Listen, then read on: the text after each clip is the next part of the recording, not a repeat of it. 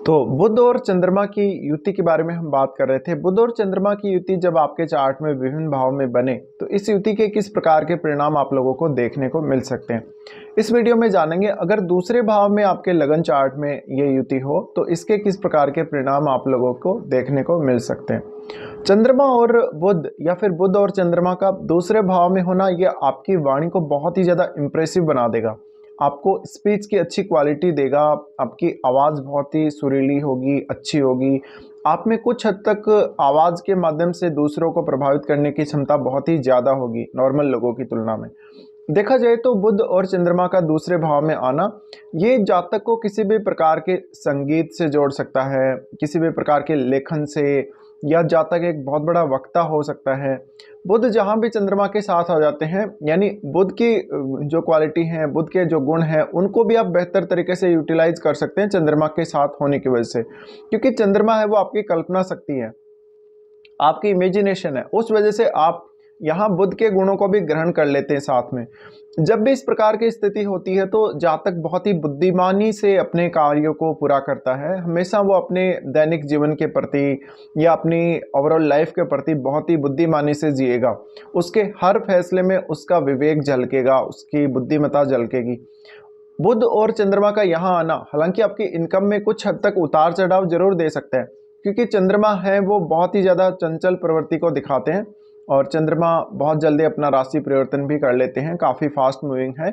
उस वजह से कुछ हद तक आपको अपने इनकम में फ्लक्चुएशन देखने को मिल सकते हैं, बट यहाँ बुध साथ होने की वजह से स्थिति बिल्कुल आपके कंट्रोल में ही रहेगी। अब जरूरी है कि बुध और चंद्रमा अगर सेकेंड हाउस में आ गए हैं तो इनका यहाँ अच्छा होना जरूरी है, अच्छी स्थिति में होना जरूरी है, वरना तो आपको ये फैमिली के लिए, अपने धन संपत्ति के लिए या अपनी वाणी के लिए काफ़ी चिंता में डाल सकता है कभी कभी। इस प्रकार का जातक हमेशा लॉजिक के बेस पे बात करेगा, हमेशा जो भी बोलेगा कभी कभी ज़्यादा ही सोच समझकर बोलेगा, एक एक वर्ड को वो सोच समझकर बोलेगा कभी कभी। बट ऐसे जातकों में एक और प्रवृत्ति पाई जाती है, कभी कभी अपनी भावनाओं को कंट्रोल नहीं कर पाते, अपने इमोशंस को कंट्रोल नहीं कर पाएंगे। इनके मन में कोई भी बात आ गई ये उसको ज़रूर दूसरों को बोल देंगे या कह देंगे। तो इनमें सामान्य रूप से अगर देखा जाए तो बहुत ज़्यादा प्रतिक्रिया देने की जो प्रवृत्ति है, किसी भी बात पर, हर बात पर कोई ना कोई प्रतिक्रिया देने की प्रवृत्ति हमेशा ही रहती है। दूसरा, इनमें यह भी संभावना प्रबल हो जाती है कि ये अपनी कोई भी बात किसी से छुपा नहीं पाते, ये काफ़ी सेक्रेट नहीं रख पाते उस बात को, तो ये दूसरों के राज भी बहुत ज़्यादा जल्दी बयां कर देंगे। अब बुध और चंद्रमा यहाँ आ गए हैं तो बुध और चंद्रमा आपकी कुंडली में 6, 8 या फिर 12वें भाव के स्वामी ना हो तो ज़्यादा बेहतर है। साथ ही अगर आपका इनमें से किसी का भी संबंध 11वें भाव से बन रहा हो या 10th हाउस से बन रहा हो तो ज़्यादा बेहतर स्थिति नजर आ सकती है, या फिर पंचम से भी संबंध बन रहा हो तो बहुत अच्छी बात है।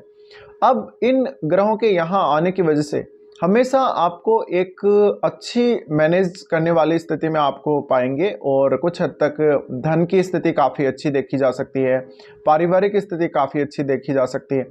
हालांकि कभी कभी अपने परिवार से या अपने रिलेटिव्स से थोड़े बहुत विवाद सामने आ सकते हैं या तर्क वितर्क होने की संभावना ज़्यादा है। बुध और चंद्रमा यहाँ आ रहे हैं तो वाणी का टैलेंट बहुत बढ़ जाता है, वाणी का प्रभाव बहुत जल्दी बढ़ जाता है। तो ऐसा जातक बहुत बड़ा कोई वक्ता हो सकता है, बहुत बड़ा कोई पब्लिक स्पीकर हो सकता है, दूसरों को वो अपनी बातों से, अपनी वाणी के प्रभाव से बहुत जल्दी प्रभावित करेगा और उसमें जो अर्निंग कैपेसिटी है वो भी काफ़ी ज़्यादा होगी।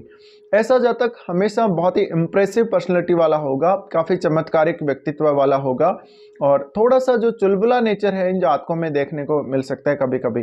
तो अपनी हर बात शेयर करने की प्रवृत्ति, अपनी हर बात किसी को बताने की प्रवृत्ति इनमें ज़्यादा रहती है, या इनको हम ऐसे भी बोल सकते हैं ये थोड़े बातूनी स्वभाव वाले हो सकते हैं।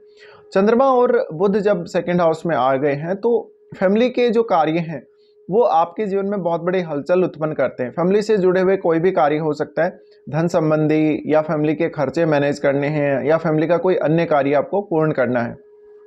जब भी यह स्थिति बनती है जातक अपनी इंटेलिजेंस को बहुत ही ज़्यादा यूज़ करेगा अपने डेली लाइफ में और अपनी फैमिली के लिए भी यूज़ करेगा, अपने धन के लिए भी यूज़ करेगा। साथ ही जातक बहुत ही ज़्यादा धनवान हो सकता है, उसके पास लिक्विड रूप में मनी बहुत ज़्यादा हो सकता है। जातक अपनी फैमिली से बहुत अटैच्ड रहेगा, फैमिली को लेकर या धन संपत्ति को लेकर बहुत ही इमोशनल रहेगा।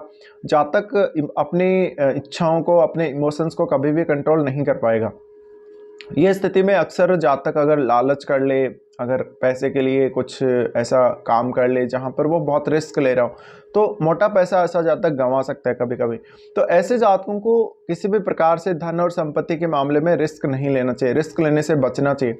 ऐसे जातक हमेशा अपनी एक ऐसी सुदृढ़ स्थिति देखना चाहते हैं, अपनी जो फाइनेंशियल कंडीशन है उसको हमेशा इम्प्रूव करने के लिए प्रयासरत रहते हैं, और ये दूसरों से भी काफ़ी ज़्यादा मदद ले लेते हैं।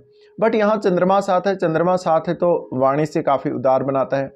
अब यहाँ पे प्रॉब्लम ये आती है कि जब भी आप किसी से कोई बात कर रहे हैं या किसी को कुछ बोल रहे हैं, वहाँ थोड़ा ज़्यादा सावधानी रखने की ज़रूरत है, क्योंकि एक तो आपकी बार बार जुबान फिसल सकती है, फिर आप अपनी जुबान फिसलने की वजह से या वैसे भी कोई गलती ऐसी कर सकते हैं जिसमें आप कुछ गलत वादा कर लें किसी से, या किसी को कोई गलत बात बोल दें, इस वजह से आपके रिलेशंस खराब हो सकते हैं।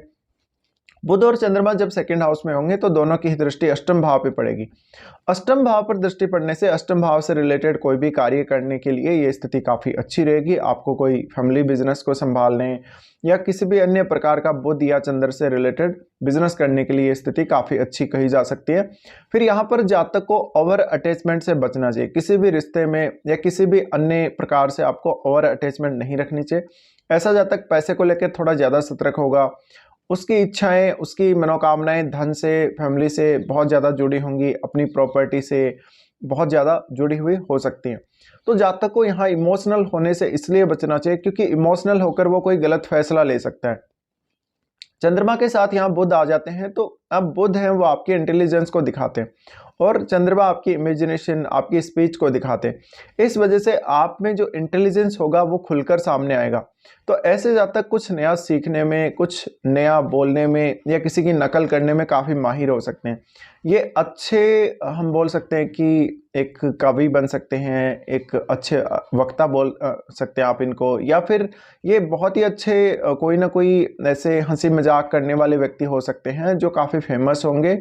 और देखा जाए तो इन जातकों के पास एक यूनिक टैलेंट होता है जिसके माध्यम से ये बातों को इधर उधर कहीं भी घुमा सकते हैं। बट चंद्रमा यहाँ आने की वजह से एक ईमानदारी और उदारता जरूर इनके नेचर में आ जाती है। ऐसे जातक शायद ही कभी झूठ बोलेंगे। अगर चंद्रमा यहाँ अच्छी स्थिति में है तो निश्चित रूप से ऐसा जातक कभी झूठ नहीं बोल सकता। अब आपको ये देखना पड़ेगा क्या अष्टम भाव में कोई प्लेनेट आपके बैठा है। अगर कोई भी प्लेनेट बैठा है उसका प्रभाव इन दोनों ग्रहों पर पड़ेगा। अगर ये दोनों ग्रह राहु केतु से संबंध बना ले तो स्थितियां बहुत ज़्यादा बदल सकती हैं, बहुत ज़्यादा उतार चढ़ाव आपकी लाइफ स्टाइल में, आपकी फैमिली लाइफ में आ सकते हैं। तो यहाँ पे यही है कि जब भी ये दोनों ग्रह आपके सेकंड हाउस में युति कर रहे हो, बहुत ज़्यादा कोई एक्सपेक्टेशन आपको नहीं रखनी चाहिए, बहुत ज़्यादा उम्मीदें किसी भी रिश्ते से नहीं रखनी चाहिए, अपनी फैमिली से बहुत ज़्यादा उम्मीदें नहीं रखनी चाहिए। अगर आप ऐसा करते तो आपके लिए बहुत ज़्यादा परेशानी का कारण बन सकता है। तो ये कुछ परिणाम रहेंगे जब भी बुध और चंद्रमा आपकी कुंडली में सेकंड हाउस में स्थित होंगे।